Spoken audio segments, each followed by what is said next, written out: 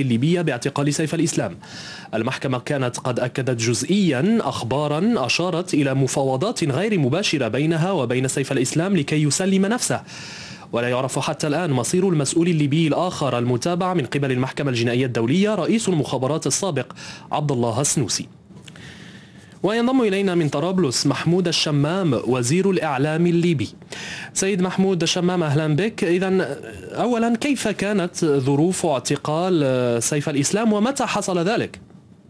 كما أوردها مراسلكم إلى حد كبير جدا، كان متجها من الشاطئ إلى أباري، وعند نقطة تبعد حوالي 50 كيلومتر شمالا.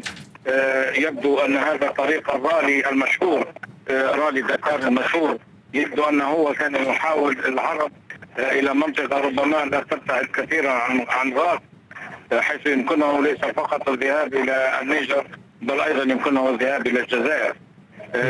كان يرافقه تلة من حراسه، وأيضا هناك أنباء تتردد على أن ابن عبد الله السنوسي كان يرافقه أيضا. نعم، هل أبدى سيف الإسلام القذافي ومرافقوه هل أبدوا مقاومة ما عند اعتقاله؟